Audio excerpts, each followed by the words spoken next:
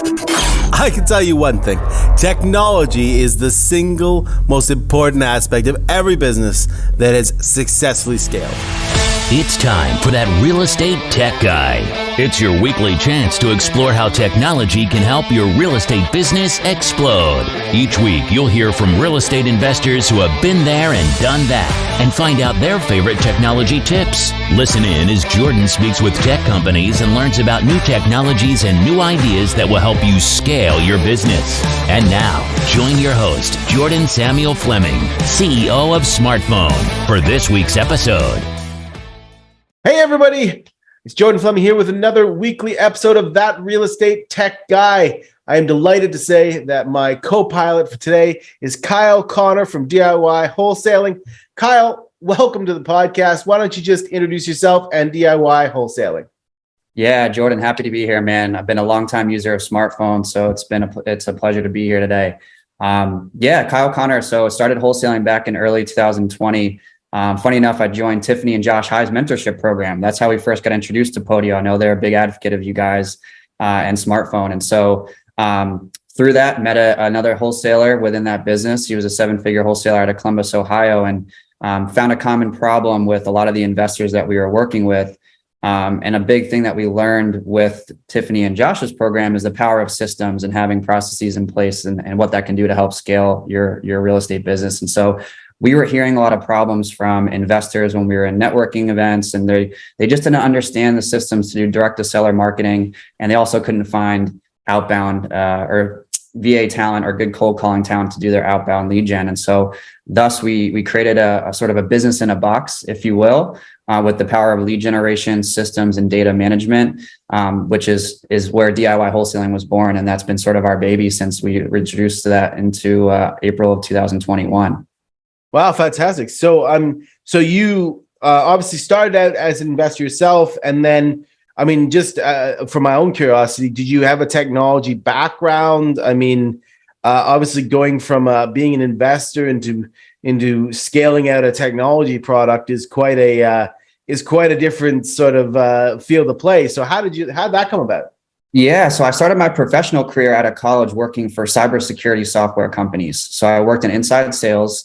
And, working at hypergrowth, carrying a bag, closing deals. That's where I learned like sales development and really understanding how to use, power dialers, Salesforce, different marketing techniques, leveraging the power of software and tools to help, build my software sales business. And so I took that confidence that I was getting working at hypergrowth startups and sort of what it took to build a business at a very small scale, right, on an inside sales level.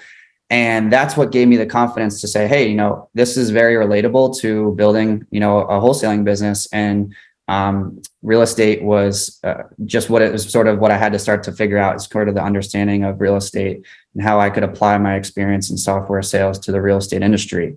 And that's really how I started to learn the power of sales and operations. Interesting. And you were talking about, lead gen combined with kind of the CRM capabilities. So just talk to me a bit about, lead gen is obviously a critically important thing for people, particularly if they're getting off the ground. There are 50,000 ways you can spin the bottle on this one.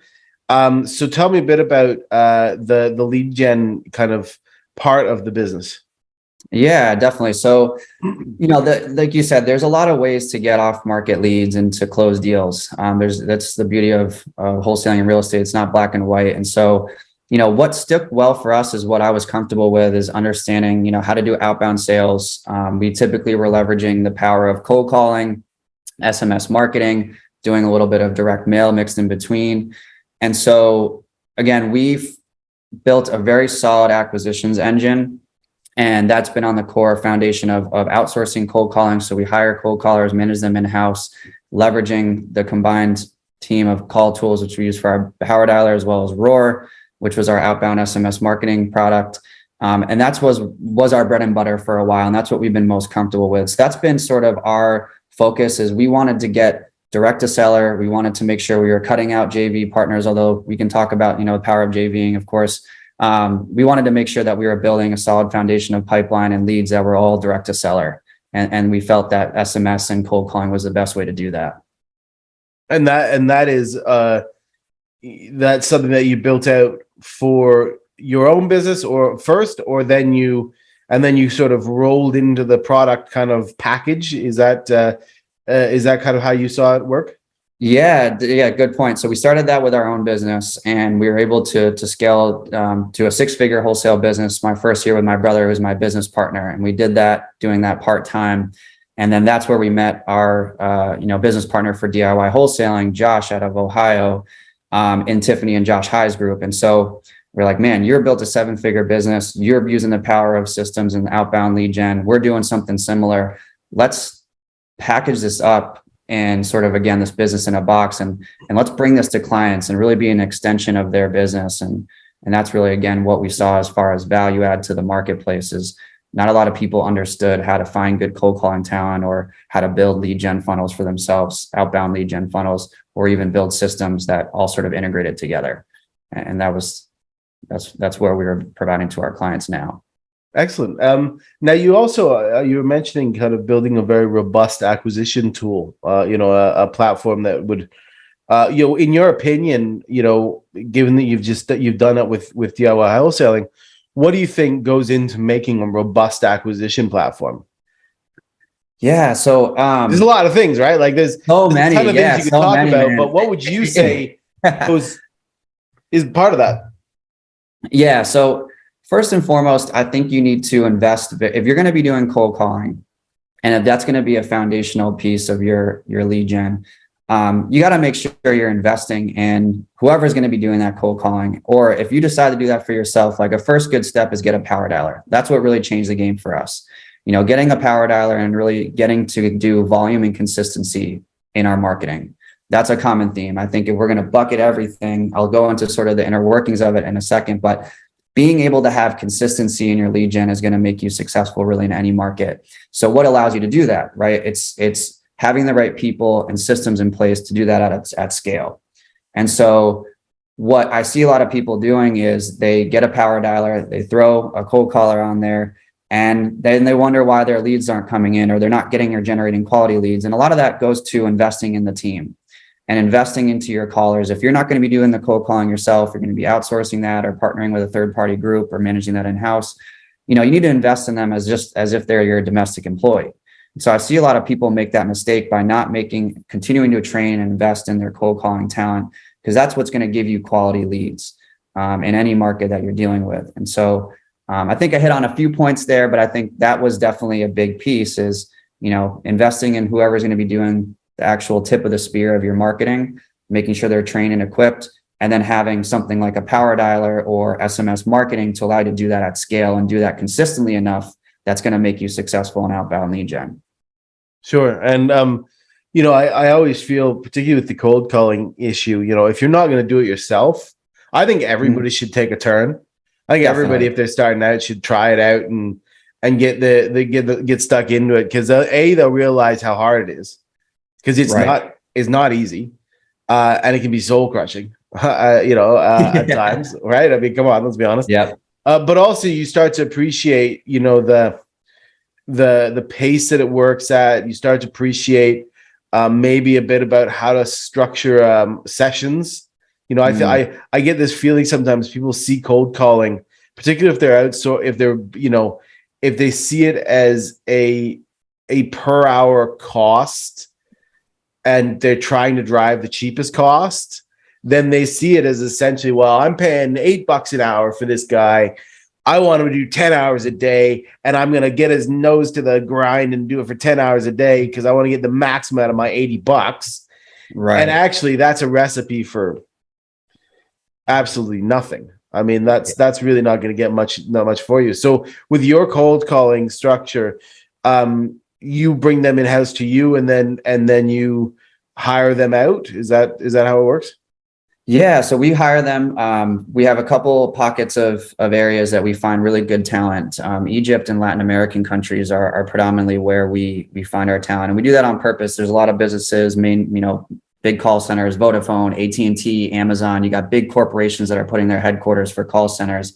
And so we find direct talent out there through different funnels on Facebook and other avenues. And then we manage them, hire them in-house because they want to come work for a smaller company. They want to feel like they're an extension of the business, not a cog in the wheel. That's what I hear often.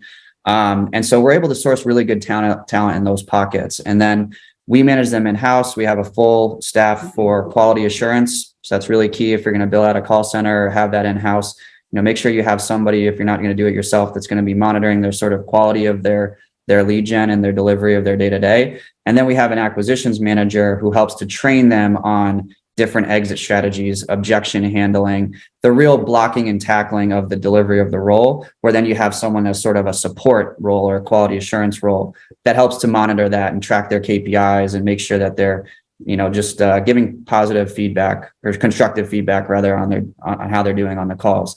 And then, yes, that's now the lead generation piece. We have a call team that helps to fuel the lead gen for our clients and my own business now as well. And I want to pick up on something you said there about the quality assurance element of cold callers as well, because and particularly around training, right? You mentioned things like objection handling or handling difficult questions, active listening, right? I mean, Yes. half, if not more than half of sales is listening and actually listening to the conversation and picking up on cues. What is your, I think a lot of people may get into this. They don't have that background, so they don't necessarily see it like that. Right. If you were thinking about training for VAs around things like active listening, difficult conversations, objections, etc., what do you think a good approach to that is? Is that something you want to reinforce weekly, monthly? What's your take on that? Yeah, so we have there's two things that we do. We do consistent trainings each week with my brother who handles my acquisitions team and my wholesaling business, and then the acquisitions leader who handles the team for DIY. And so we do at least 2 trainings a week with different members that are in the leadership role. And a lot of that is recognizing common objections that we're getting that week, because you're seeing the market's changing a lot. It used to be it's hard to find a motivated seller. Now everyone's a motivated seller. Now it's okay. How do we differentiate between a motivated seller and someone that's actually going to come to the closing table and not waste our time and actually be having the key indicators that we can talk about of wanting to actually sell their property to an investor or agent or broker or wholesaler. And so, we do consistent trainings each week because the market changes very quickly and new objections are coming up every single week. And then what we like to do is we have scorecards, a QA scorecard. We actually have a free one on our website if anyone wants to check it out.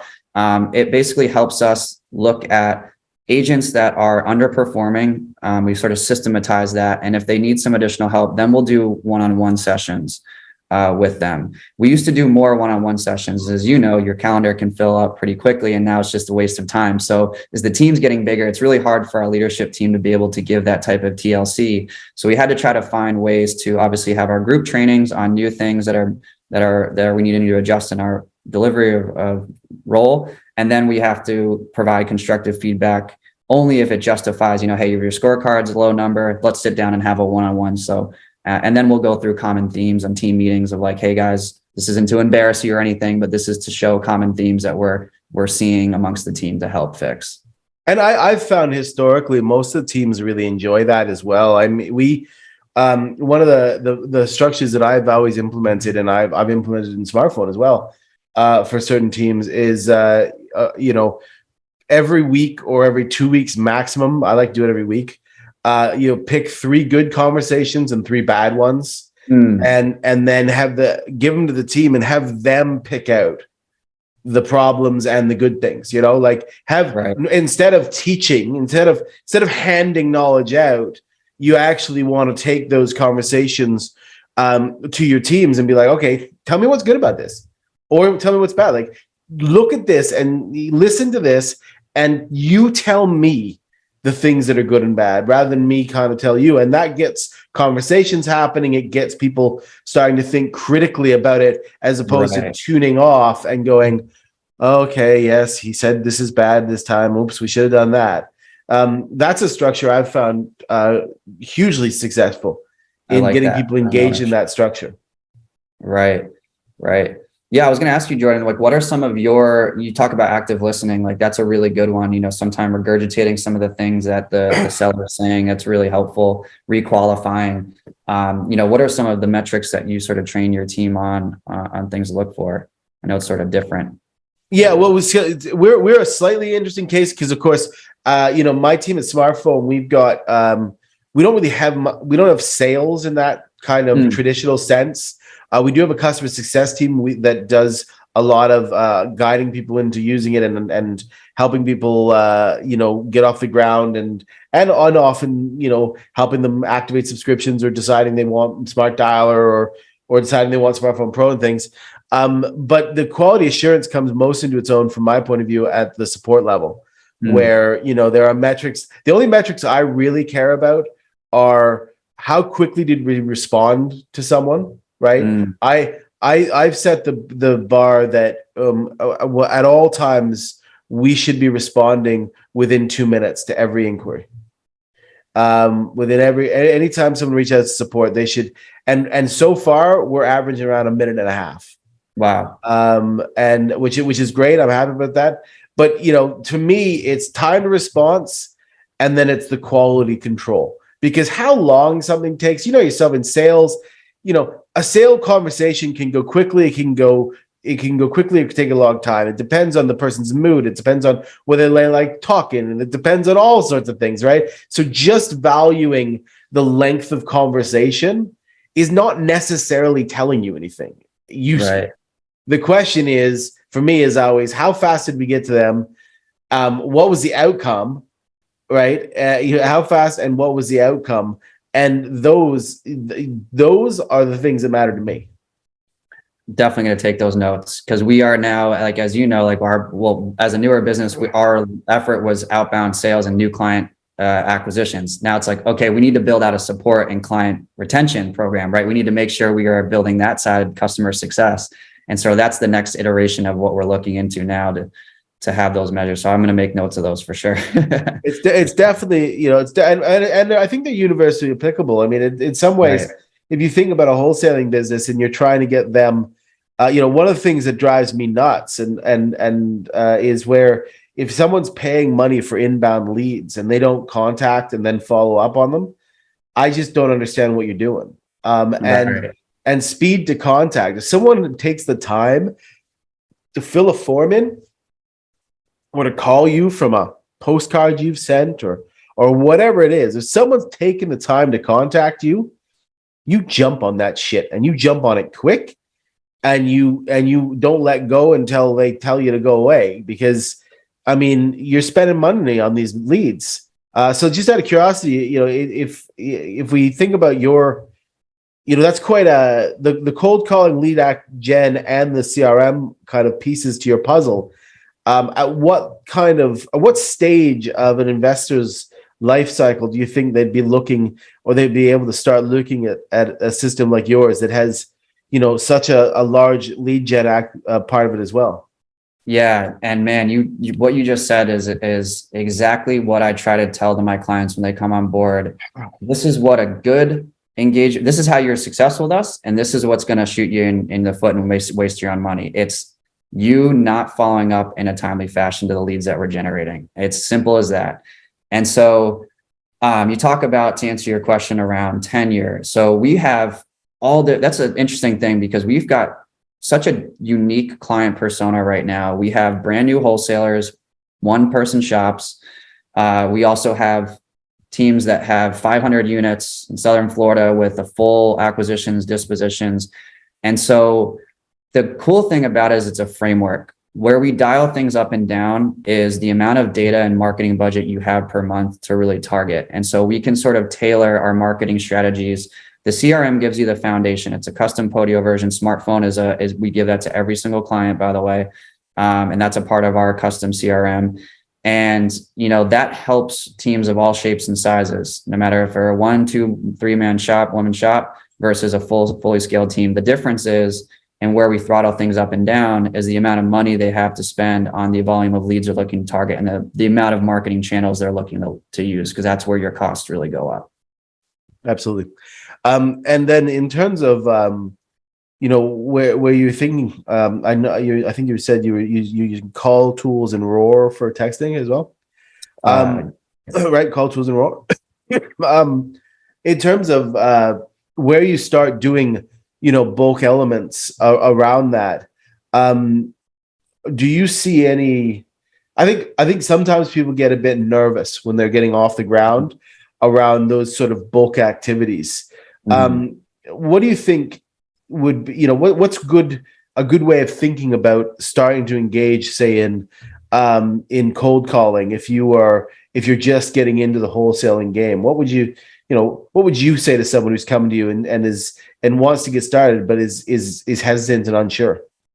Yeah, so I always say if you're I personally like cold, especially if you're new. I love cold calling and SMS because it's the lowest overhead to reach as many people at scale, to get to a yes or no as quickly as possible. And with direct mail, if you want to do direct mail right, it's a great form, but you have to have a lot of money, and you're also not going to get to that yes or no much quicker. It's a very reactive form of marketing, and you got to do it consistently enough so that the people will follow up with you. So for someone that's new, I like cold calling as a first step, because with the power of the power dialer, and if you can't afford, to outsource or get a new, someone in-house or someone else to do that for you, at least you can do a high enough volume where you're going to be successful in generating leads, and you just pay for the software for the power dialer, put yourself on there, and then budget enough and so that you can outsource that and focus on other business activities. And so I really like that form of marketing to start. It also helps you if you're new. Again, you can't train someone if you haven't done it yourself, right? So if you're a brand new wholesaler and maybe you haven't had background in sales, I did have a background in sales, so it helped me being confident being on the phones. I had to learn real estate, but if you're brand new to this whole industry, do it yourself before you can go and hire someone else to train them, because you're not going to be able to train them appropriately. So I think that's really, really key. And that would be your first step. And then just think in the back of your mind, okay, you're going to hate it, right? But you're going to work your ass off so you can get out of it and make some money. And then you're going to be able to train them confidently. Yeah, it's funny. I agree with everything you just said there, by the way. But one thing it made me think of something. When I started my first business, I don't know, I don't know how long ago. Long time ago. Feels like a long time ago now, right? It was probably 15, 17 years ago.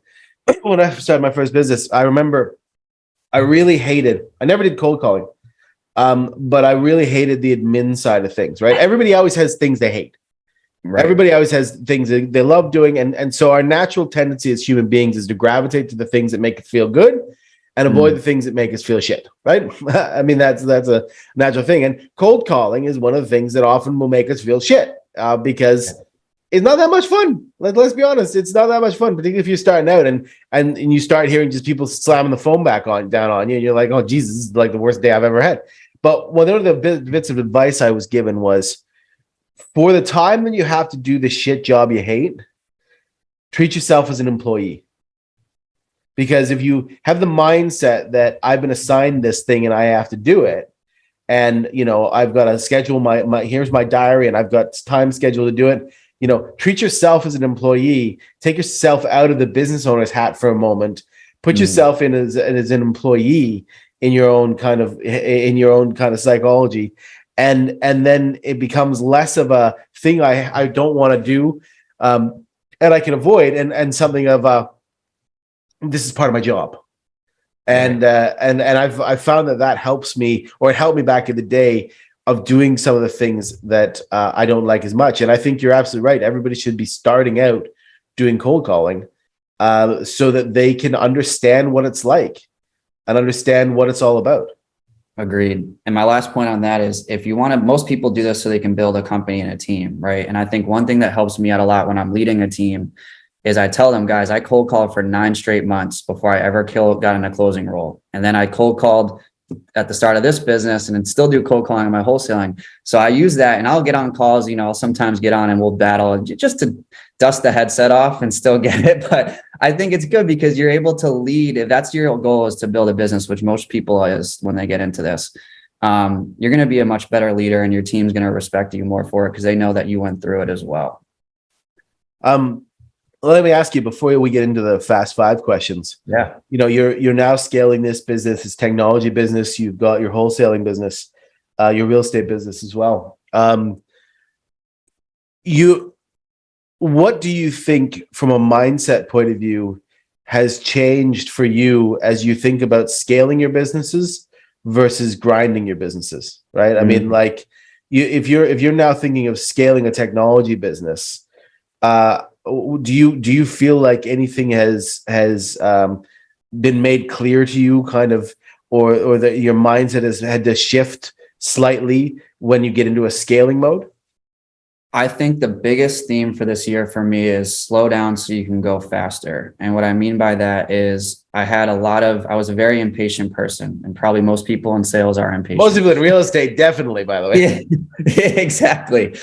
So the difference between when I transitioned to this more of a service-based model, and there's ways to systematize this business with the power of the software and tools we're using. I was humbled this year by going too fast and trying to get too many clients and doing too much of the new client acquisition.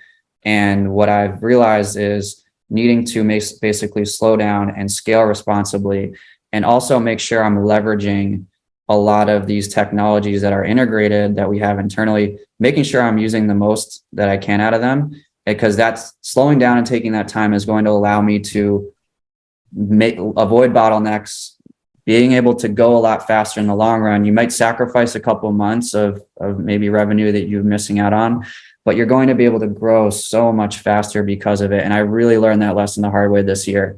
And I was humbled by that.